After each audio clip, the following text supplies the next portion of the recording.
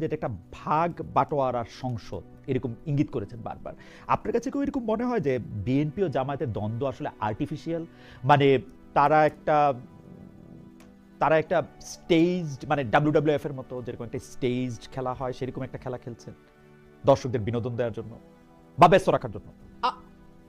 আমি এখন আপনাকে যে উত্তরটা দেব, তারপরে আমার উপরে তীব্র সাইবার অ্যাটাক হবে।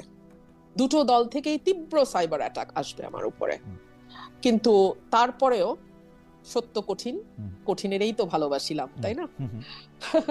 একেবারে স্টেজ আমরা আর মামুরা গঠনমূলক সমালোচনা, এই শব্দবন্ধটি শেখ হাসিনার মুখে আমরা ক্রমাগত শুনতাম যখন জাতীয় পার্টি বিরোধী দলে ছিল।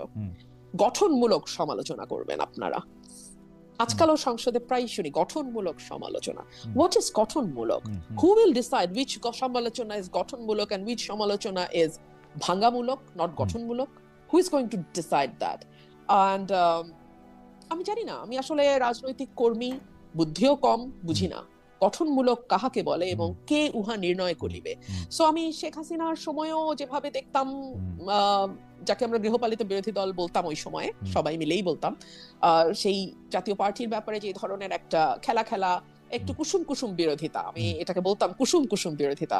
সো এখনো আমি তার থেকে খুব ব্যতিক্রম কিছু দেখি না, এবং আমি বিশ্বাস করি সংসদ যারা ফলো করেন, পার দলীয় কর্মীর বাইরে সাধারণ মানুষ, তারাও বুঝবেন যে এই সংসদটা একেবারেই আমরা আর মামুরা। এনসিপি কেও কি আপনার একই জায়গায় রাখবে নাকি? এনসিপির যিনি প্রধান নেতা আছেন নাহিদ ইসলামের বক্তব্য আমরা শুনলাম যে আজকেই যে বেশ গোছানো বক্তব্য দিয়েছেন, বেশ কিছু প্রসঙ্গ এনেছেন। আজকে সংসদ নেতা তারেক রহমানের বক্তব্য রাখলেন। অনেকেই বলছেন যে এরকম সংশোধিত দেখতে চেয়েছিলাম। আপনি আসলে মানে কেন এত সমালোচক হয়ে উঠছে যে একটা ভালো প্র্যাকটিস হচ্ছে বলে অনেকে? আমি দেখছিলাম যে আমার সোশ্যাল মিডিয়ার যারা বন্ধু বা যাদেরকে আমি ফলো করি তাদের বেশিরভাগই আসলে জনাব নাহিদ ইসলামের বক্তব্য বা জনাব তারেক রহমানের বক্তব্য প্রশংসাই করছিলেন। আমার পক্ষে ব্যক্তি হিসেবে সিঙ্গল আউট করাটা শোভন হবে না। আমি বরং দল হিসেবে বলি, হ্যাঁ ডেফিনেটলি এনসিপি কে আমার কাছে অনেক বেশি ভোকাল এবং অনেক বেশি, অ্যাটলিস্ট আমি যদি জামাতের সঙ্গে তুলনা করি, অনেকটাই তারা ক্রিটিক গভর্নমেন্টের, এবং রাইটলি ক্রিটিসাইজ করে, তারা খুব সঠিকভাবেই করে যে বিষয়গুলো করে। এবং বিশেষ করে আমি যদি মানে নামই বলি, হাসনাত আব্দুল্লাহ খুবই শক্তভাবে ক্রিটিক করেন, এবং আমি মনে করি যে একজন সত্যিকার বিরোধী দলের সদস্য হিসেবে, হ্যাঁ এটাই আসলে সকলের করবার কথা ছিল, সকলের কাছ থেকেই এটা আমরা আশা করেছিলাম। কিন্তু দুর্ভাগ্য আমাদের। আর যারা বলছে এমন সংশোধিত দেখতে চেয়েছিলাম, তাদের উদ্দেশ্যে আমি বিনীতভাবে বলি, আমি তো আসলে গত 15 বছর এমন সংসদই দেখেছি। হ্যাঁ, মানে যদি 15 এটি প্রথম নয়, এটি প্রথম নয়। না না না না না 14 সাল থেকে 24 পর্যন্ত আপনি ধরেন না, হ্যাঁ 14 থেকে 24 পর্যন্ত অন্তত 10টা বছর তো আমরা আসলে এই কুসুম কুসুম বিরোধিতা, গঠনমূলক সমালোচনা, তুমিও আছো আমিও আছি, শুধু শুধু তো আর খারাপ কথা আমরা কেউ কারো বিরুদ্ধে বলবো না, একটু একটু পিঠ চাপড়ানো, একটু একটু খোঁচা, মিষ্টি মিষ্টি প্রেম, এই সংসদ তো আমরা দেখছি ভাই। মানে 14 থেকে 24 ইট ওয়াজ অ্যাবসলিউটলি দ্য সেম। ওকে, আমি দেখেন খালেদ ভাই, আরেকটা জায়গা আপনি একটু দেখেন, শেখ হাসিনা আমাদের ক্রমাগত ভয় দেখাইতো, হ্যাঁ যে দেখো জঙ্গি না আবার আইসা পড়ে, হ্যাঁ আমরা ঠিক থাকি নাহলে আবার জঙ্গি আসবে, ইসলামিস্টরা আসবে। এখন আবার দেখি সংসদে নতুন ভয় দেখানো হয়, এই আমরা ঠিক থাকি নাহলে কিন্তু ফ্যাসিস্ট এসে পড়বে। মানে it is the same circus for God sake. কিন্তু কথা যাই হোক, আমি পরবর্তী প্রসঙ্গে যাই। আপনাকে একজন দর্শক অনেকবার একটা মানে ইয়ে পাঠিয়েছেন, সেইটা আমি একটু আপনাকে পড়ি। উনার নাম রাজু আহমেদ রাজান। খালেদ মহিউদ্দিন ভাই দয়া করে প্রশ্নটি করবেন, রুমিন ফারহানাকে বিএনপি যদি মহিলা এমপি না বানাতো, বাংলাদেশে কতজন লোক রুমিন ফারহানাকে চিনত? অনুরোধ রইল প্রশ্নটি করুন। আজ বিএনপির বিরুদ্ধে কথা বলছেন উনি। খুবই খুবই খুবই সঠিক প্রশ্ন। বিএনপি যদি আমাকে নারী আসনে মনোনীত না করত, তাহলে আসলে কতজন আমাকে চিনত? আমি খুবই বিনয়ের সঙ্গে ভাইকে বলি, বিএনপি গঠনের পর থেকে আজ পর্যন্ত অন্তত 1,500-2,000 মহিলা এমপি বিএনপি বানিয়েছেন। তাদের কতজনকে আসলে আপনারা চেনেন? আমি খুবই বিনয়ের সাথেই প্রশ্নটা করছি, মানে প্রশ্ন আমাকে প্রায় শুনতে হয়, তো অনেক বেশি বিনয় হয় নাই, ঠিক আছে, কিন্তু আমি পয়েন্টটা আমি বুঝতে পারছি যে অনেক বেশি বিনয় হয় নাই। বেঁচে পারেন, আমি পরের প্রসঙ্গে যাই।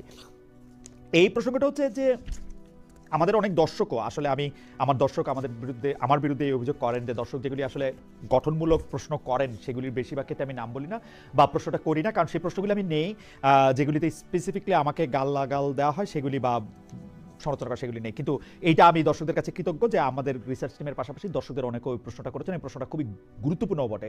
সেই প্রশ্নটা হচ্ছে যুক্তরাষ্ট্রের সঙ্গে যে বাণিজ্য চুক্তিটি হয়েছে, অন্তর্বর্তীকালীন সরকার যে 3 দিন আগে বাণিজ্য চুক্তিটা করলো, যেটার মধ্যে থেকে আমি অন্তর্বর্তীকালীন সরকারের যিনি মুখপাত্র ছিলেন সেই শফিক সাহেবকে জানতে চাইলাম। শফিক সাহেব বললেন যে এটা যে কোনো সময় এটা বাতিলও করা যেতে পারে, কিন্তু সরকার এটিকে রাখলো শুধু না, যিনি এই চুক্তিটি করার কৃতিত্ব বেশি দাবি করতে পারেন তাকে আবার এই সরকারের মন্ত্রীও করা হলো। সব কিছু নিয়ে আপনি এইটা একটা সংসদের মাধ্যমে রিভিউ করার একটা দাবি তুলেছেন। এইটার এখন কি অবস্থা? মানে আমার কাছে মনে হয় যে হ্যাঁ এটা হইতে পারে, যেমন শফিক সাহেব বলতেছেন যে চুক্তিটা খুবই ভালো, ব্যারিস্টার ফুয়াদও বললেন যে হ্যাঁ ইন্ডিয়ার ইয়া থেকে বাইরে হয়ে আমেরিকার ইয়া খুবই ভালো। আমি বললাম ভালো হলে ভালো, কিন্তু আপনার দাবিটা তো খুব যুক্তিযুক্ত যে সংসদের মাধ্যমে রিভিউ করার দাবি। এই দাবিটার ক্ষেত্রে আপনি খালি দাবি তুলতে পারেন, মানে এই রিভিউটা একজন সংসদ সদস্য হিসেবে আপনিও করতে পারেন কিনা, মানে আপনিও এইটা আসলে টেবিলে দিতে পারেন কিনা, বা এটা আপনি কিভাবে চান বা এটা কিভাবে হতে পারে? খালিদ ভাই, আমি দীর্ঘ সময়ে এটা নিয়ে ভেবেছি যে আমাদের আর্টিকেল 145A অনুযায়ী সংবিধানের যে কোনো বিদেশি চুক্তি যদি সেটা গোপনীয় না হয়ে থাকে সংসদে প্রেজেন্ট করতে হবে। কিন্তু আনফরচুনেটলি সংবিধানের এই ধারাটা আমরা কেউ দেখেও দেখি না। 1, 2 হলো এই চুক্তিটি ভয়ানক বিতর্কিত একটি চুক্তি দুটি কারণে।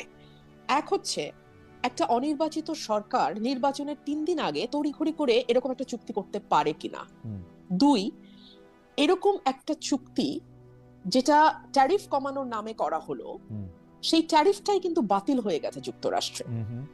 তো সেই ট্যারিফটার উপরে না, ট্যারিফ কমানোর যুক্তিতে যেই চুক্তি করা হলো নির্বাচনের মাত্র 3 দিন আগে, সেটা একটা রিভিউ হওয়া দরকার না সংসদে? এইবার আসেন আমার ক্ষমতা প্রসঙ্গে। আমি সংসদ মুলতুবি চাইতে পারতাম, কিন্তু ইতিহাস বলে 2-3টা ইনসিডেন্টের বাইরে সংসদ মুলতুবি হয় না। সো আরেকটা থাকতে পারে যে আমরা স্বল্প সময় আলোচনার জন্য 68 বিধিতে আমি নোটিশ দিতে পারতাম, যেটা স্পিকার মিন করেছেন যে আপনি নোটিশ দেন। আপনি জানেন এই নোটিশটা আমার 5 জন সংসদ সদস্যের স্বাক্ষর লাগবে। আপনি আমার বাইরে, আমি আপনাকে আজকে অন রেকর্ড চ্যালেঞ্জ করছি, আপনি আর একটা সংসদ সদস্য জোগাড় করে দেন, একটা, 5টা তো পারবোই না, আমার বাইরে আপনি একটা জোগাড় করে দেন যে সংসদে এই চিঠিটা স্পিকারকে দেবে যে এটা নিয়ে একটা স্বল্প সময়ে আলোচনা। আমার মনে হয় যে এটা সবারই আসলে একটু মনোযোগ দিয়ে শোনা দরকার। অথচ এখানে সিরিজ অফ লাইজ আছে, যেটার মধ্যে আমি বলা হয়েছে যে ট্যারিফ 37% থেকে 20% বা 19% করছে, কথা সত্য না। এর আগে চুক্তির আগেই সেটা 20% আইসা ছিল, এবং সেই 20% নিয়েও আসলে কোর্ট একটা অর্ডার দিয়ে রাখছিল, এটার মধ্যে কোনো টাইম বাউন্ড ছিল না, এবং এইটা মিথ্যার পর মিথ্যা বলা হয়েছে। এবং আমি আপনার কথা শুনে আমার কাছে মনে হলো যে এই সংসদে যদি আপনি ছাড়া আর একজন না থাকে যে এইটা আসলে স্পিকারের নোটিশে আনতে পারবেন, আমাদের মনে হয় এর চেয়ে বড় দুর্ভাগ্য আর কিছু হতে পারে না। মানে মার্কিন যুক্তরাষ্ট্রের সাথে এরকম একটা চুক্তি, যে চুক্তিটার সাথে আসলে জামাতে ইসলামী এবং বিএনপি দুজনের সাথে আসলে কথা বলছে, মানে ভালো চুক্তি তো, ওনারা দুজন এটাকে ভালো বললেই পারে। আমি আপনাকে আরো খোলামেলা বলি, আমার কপালই হলো শত্রু তৈরি করার কপাল, বুঝছেন খালেদ ভাই? আমি আরেকটু শত্রু তৈরি করি। বিএনপি এটাকে আনবে না, আপনি তো বুঝতেই পারতেছেন। হ্যাঁ, কারণ আনবে না, কারণ যেটাও বিএনপি আনবে না, এটা তো বুঝতেই পারতেছেন। জামাতে ইসলাম পাগল হয়ে যেতেছে জুলাই সনদ নিয়ে। জুলাই সনদ বাস্তবায়ন করলে খুবই ভালো হবে। আমি জুলাই সনদের বিপক্ষে না, আমার বাড়ি ভাঙা হয়েছে, আমার উপরে আমি ওই শহীদ মিনার বহুত কিছু, আমি এগুলো ক্রেডিট ক্লেম করার ওই মানে শ্যালো পলিটিক্স বাদ দেই। হ্যাঁ, আমার প্রশ্ন হলো এই যে ভয়াবহ একটা চুক্তি, যেই চুক্তিটা আপনার সার্বভৌমত্বের উপর প্রশ্ন তুলতে পারে, আপনি তেল আনবেন কোথা থেকে সেটার জন্য তার পারমিশন লাগবে, এবং লাগছে, রাশিয়া থেকে পারে নাই তেল আনতে। আচ্ছা, আপনি মানে যুদ্ধ সরঞ্জাম, অস্ত্র, এগুলোর যুদ্ধ সরঞ্জাম কোথা থেকে কিনবেন, কম দামে কোথায় পাচ্ছেন, বা আপনি একটা কম্পিটিটিভ ভ্যালুতে যাবেন, এই সুযোগ আপনার নাই এই চুক্তি অনুযায়ী। আরো বহু সমস্যা আছে, আমরা কয়েক হাজার কোটি টাকার রাজস্ব বঞ্চিত হব, আর সেখানে আমেরিকা যেই ইয়েতে এবং অল্প কয়েকটা এবং আমাদের এবং এটা নিয়ে যখন আমরা প্রশ্ন তুলবো তখন বলা হবে যে ইন্ডিয়ান ন্যারেটিভ থেকে প্রশ্ন করা হচ্ছে যে ভাই তাহলে সংসদে আলোচনা কর তাহলে তো বুঝে যাবে কইছেন না যে চলেন 350 টাকার আলু খাই এখন বৈশা বৈশা, এখন আমরা আমেরিকান আলু খাবো, ফাইন। আচ্ছা, এখন আপনি আমারে বলেন জামাত কিন্তু আগেই হাত ধুয়ে ফেলছে, আমরাই চুক্তিতে হ্যাঁ বলি নাই, তো বলো নাই তো তাইলে যে 1.5 মাস সংসদ চললো একবারও তুললো না, তোমরা এইটা তুললা না কেন? এবং এইটার ব্যাপারে তারা কোনো, এবং আপনি যে বলছেন যে আমরাও মামুরা, এটার একটা আমার কাছে মনে হয় যে এটাও একটা প্রমাণ। দেখেন আবার আমার কাছে মনে হয় যে বড় বড় বিষয় যাই হোক, আপনাকে দর্শকের আরেকটা মন্তব্য একটু শোনাই। উনার নাম আল জাইদ ব্লগস। উনি বলছেন তাহলে তো বলা যায় ফেসিস্ট হাসিনার আমলে রুমিন ফারহানা সংসদে কুসুম কুসুম বিরোধিতা করতো, প্লটও নিত। শামীম ওসমানের বোন হিসেবে রুমিন ফারহানা বেশ গদগদ এবং আপ্লুত ছিল। আপনি ইচ্ছা করলে জবাব দিতে পারেন, নাহলে আমরা পরের প্রসঙ্গে যেতে পারি। এটা না আসলে অ্যাডোমেনাম ফ্যালাসি, মানে উনি আমার বক্তব্য ওনার খুবই গায়ে লেগেছে, কিন্তু সেটার কোনো জুৎসই জবাব উনি পাচ্ছেন না। এক হচ্ছে আমি প্লট নেই নাই, আমি একদিনের মাথায় প্লটের আবেদন প্রত্যাহার করেছি। আমি কুসুম বিরোধিতা করেছি না আগুন আগুন বিরোধিতা করেছি, এটা সারা বাংলাদেশ জানে। হ্যাঁ, আর কুসুম কুসুম বিরোধিতাটা এখন আমি দেখি যারা আমাকে গালি দিতে চায় তারা ব্যবহার করছে। এই কথাটাই মানে জনকই আমি এই কথাটা প্রথম পার্লামেন্টে বলেছিলাম। আর জননী আর 3 নাম্বার আরেকটা কি বললেন, শামীম ওসমানের বোন। হ্যাঁ নিশ্চয়ই, বিকজ আওয়ামী লীগের ফাউন্ডার মেম্বারসদের মধ্যে শামীম ওসমানের বাবা যেমন ছিল আমার বাবাও ছিল, সো সেই অর্থে শামীম ওসমান আমার বাবার বন্ধুর ছেলে। হ্যাঁ, কারণ আমরা একটা পলিটিক্যাল মানে একটা লিগ্যাসি বহন করছি, so that's fine. I mean, এটা হতেই পারে।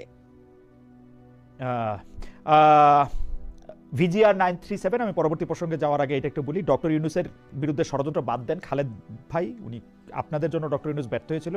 ডক্টর ইউনূসের বিরুদ্ধে ষড়যন্ত্র বাদ দেন, আপনাদের জন্য ডক্টর ইউনূস ব্যর্থ হয়েছিল। Okay fine. না, ডক্টর ইউনূস তো ব্যর্থ হয় নাই খালেদ ভাই, উনি 666 কোটি টাকার কর মওকুফ করছে। আমি ষড়যন্ত্র করে আমি ষড়যন্ত্র আমাকে বাদ দিতে বলছি। ঠিক আছে, আমি পরবর্তী প্রসঙ্গে উনি এখন ভিভিআইপি প্রটোকলের উদ্ভট নজির তৈরি করে ওটা উপভোগ করতেছে, মানে উনি তো ব্যর্থ হয় নাই, উনি যা করতে চাইছিল তাই করে গেছে উনি বাংলাদেশ থেকে। কিন্তু সর্বশেষ সরকার প্রধানের তো 1 বছর আসলে ভিভিআইপি প্রটোকল থাকাই উচিত, মানে এটা নিয়ে আমরা এত উদ্বিগ্ন কেন হইতেছি? মানে যিনি সরকার প্রধান আছেন তিনি তার চেয়ারটা ছাড়া কেন জানেন? হ্যাঁ জি বলেন। হ্যাঁ, উদ্বিগ্ন কেন? কারণ এটাকে লুকাইতে চাইছে। কোনো কিছু লুকাইতে চাওয়া ইজ নট ভেরি নাইস। আপনাকে একটা মেসেজ দেয় যে সামথিং ফিশি। লুকাইতে চাইছে কিনা সেটা আমি শিওর না, তবে বেরিসা ফারহানা আমরা পরবর্তী প্রসঙ্গে যাই। আপনি জানেন যে এই প্রশ্নটাও আপনি হয়তো আপনার মাথায়ও অনেকবার আসছে, যে কারণ সেনাপ্রধান সবসময়, আমাদের যিনি সেনাপ্রধান এখন আছেন অন্তর্বর্তীকালীন সরকারের সময় ছিলেন, শেখ হাসিনার সময়ও তিনি ছিলেন, সেই সেনাপ্রধান সবসময় বলে এসেছিলেন যে নির্বাচিত সরকার এলে, মানে 5 আগস্টের ঘটনার পরে নির্বাচিত সরকার এলে সেনাবাহিনী ব্যারাকে ফিরে যাবে। এখনো যায়নি যে সেনাবাহিনী, এর কারণ কি বলে মনে হয়? অনেকে এই যুক্তি দিচ্ছে যে আর্মি ব্যারাকে ফিরলে নিষিদ্ধ আওয়ামী লীগ কঠোরভাবে মাঠে নামতে পারে, এই জায়গা থেকে সিদ্ধান্ত নেওয়া হচ্ছে না। আমরা আপনার মন্তব্য শুনতে চাই যে সেনাবাহিনী এখনো ব্যারাকে ফিরে যায় নাই। নির্বাচিত সরকার আসছে 2 মাসের বেশি সময় হলো, ফেব্রুয়ারি 17 না মার্চ এপ্রিল, হ্যাঁ 2 মাসের বেশি সময়, 2.5 মাসের মতো সময় আছে। এটা নির্বাচিত সরকারের ব্যর্থতা। নির্বাচিত সরকার আর্মিকে ব্যারাকে ফেরত পাঠাতে ব্যর্থ হয়েছে, 1। 2 হচ্ছে অথবা 2 হচ্ছে নির্বাচিত সরকার স্বীকার করে নিচ্ছে যে বাংলাদেশের আইন শৃঙ্খলা পরিস্থিতি ঠিক রাখা, মানে অ্যাটলিস্ট লিভেবল রাখা। বাংলাদেশের আইন শৃঙ্খলা পরিস্থিতি 5 আগস্টের পর ঠিক বলাটা খুবই মানে ভুল হবে। হ্যাঁ, লিভেবল বাংলাদেশ রাখা, সেই ক্যাপাসিটি, সেই কম্পিটেন্স গভর্নমেন্টের নাই। 3 হচ্ছে এই সরকার একই সঙ্গে এই বার্তাও দিচ্ছে যে আওয়ামী লীগ যদি রাজনৈতিকভাবে মাঠে নামে তাহলে তাকে মোকাবেলা করবার মতন তাদের সেই পলিটিক্যাল উইজডম বলেন বা পলিটিক্যাল স্ট্রেংথ বলেন বা পলিটিক্যাল কি বলবো পলিটিক্যাল ক্যাপাসিটি বলেন, সেটাও গভর্নমেন্টের নাই। এর বাইরে তো আমি আসলে কেন সেনাবাহিনী ব্যারাকে ফিরছে না তার জবাব দিতে পারবো না। কারণ একটা যুদ্ধ বিধ্বস্ত দেশ যখন ছিল বাংলাদেশ, সেই সময়ও কিন্তু বঙ্গবন্ধু বাংলাদেশের মাটিতে নেমেই ইন্ডিয়ান আর্মিকে বাধ্য করেছিল চলে যেতে ইন্ডিয়াতে। এটা কিন্তু ওনার একটা বিরাট সাফল্য হিসেবে দেখা হয়, বিরাট সাফল্য। সো সেখানে একটা নতুন গভর্নমেন্ট, বাংলাদেশে কোনো যুদ্ধ হয় নাই, নাম্বার 1। নাম্বার 2, বাংলাদেশ কোনো ওয়ার অবস্থায় এখন নাই, আগেও হয় নাই, এখনো নাই। এরকম অবস্থায় সেনাবাহিনী যারা, মানে আমার সবসময় আমাদের সেনাবাহিনী প্রধানকে মনে হয়েছে যে উনি যা বলছেন উনি সেটা মিন করছেন। উনি বলেছেন আমি টায়ার্ড, আমি ক্লান্ত হয়ে গেছি এই সিভিল দায়িত্ব পালন করতে করতে, that is not my job. He is absolutely right, that is not his job, Still- কিন্তু তাকে এটা করতে still- হচ্ছে, still তিনি এবং সেখানে এখনো আছেন। করতেছে। Still তিনি সেখানে আছেন, এবং তিনি তিনি ক্লান্তে। সেখানে আছেন, এবং তাকে এটা করতে হচ্ছে নিশ্চয়ই। এই গভর্নমেন্ট তাকে সেই মানে নিজেরাও সেই ভরসা পাচ্ছে না যে তারা আর্মিকে ছাড়া তারা ল অ্যান্ড অর্ডার কে ঠিক রাখতে পারবে। এবং আমাদের হোম মিনিস্টার ভেরি ইন্টারেস্টিংলি ওনার সকল বিষয়ে বুৎপত্তি আছে, আলহামদুলিল্লাহ, মাশাআল্লাহ। মানে উনি সংবিধান নিয়ে যখন কথা বলেন তখন আমার মনে হয় যে মানে আমাদের মানে সংবিধানের বড় বড় যারা মানে মানে কি বলবো বিশেষজ্ঞ ছিলেন এবং আছেন এখনো, তারাও খুবই থতমত খেয়ে যাবেন। হ্যাঁ, উনি এত ভালো সংবিধান বোঝেন, জানেন। মানে উনি যদি একটু মাটিতে নেমে এসে, মানে সংবিধানের বইয়ের থেকে মাটিতে নেমে এসে আইন শৃঙ্খলাটার দিকে একটু তাকাইতেন, যদি মবের দিকে একটু নজর দিতেন, যদি ওনার দলের নেতা কর্মীদের চাঁদাবাজি এবং এলাকায় এলাকায় যে দখলদারিত্ব সেটার দিকে নজর দিতেন, কিংবা ধরুন এই যে হরে দরে কশ্যপ গোত্রের মতন মামলা হচ্ছে হরে দরে, হ্যাঁ, সেগুলোর দিকে একটু মানে নজরদারিটা বাড়াইতেন, তাহলে হয়তো মানে আর্মি ব্যারাকে ফিরে যেতে পারতো, তাহলে হয়তো বাংলাদেশের মানুষ আরেকটু পিসফুলি ঘুমাইতে পারতো, তাহলে হয়তো যারা কোনো দল করে না তারা আরেকটু বেশি নিরাপদ বোধ করতো। আমার কাছে এটাই মনে হয়। মব নিয়ে যখন কথা বলেন তখন আমি আমার মনে আছে যে আপনার সঙ্গে ঢাকায় যখন আমার কথা হয়েছিল সাক্ষাৎকার, আপনি বলেছিলেন যে অন্তর্বর্তী আমি আপনাকে কোট করছি, অন্তর্বর্তী সরকারের কোনো অংশের ইন্ধনেই একটি শক্তি মাঠে ছিল যারা মবের মাধ্যমে অরাজক পরিস্থিতি তৈরি করত।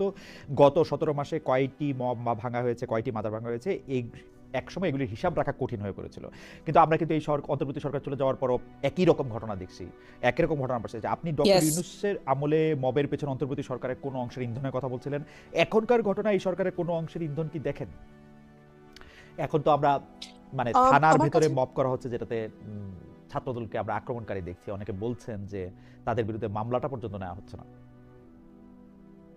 এই যে ঠিক সমস্যাটা এই জায়গাটাতে খালেদ ভাই, ঠিক এই জায়গাটাতে আমরা একটা ট্রেন্ড সেট করেছে 17 মাস ধরে, হ্যাঁ, যে দাবি আদায় করতে চাও লোক জড়ো করো, কোনো কিছুর মানে কোনো ব্যক্তির কাছ থেকে 10 লাখ 20 লাখ টাকা একবারে নিতে চাও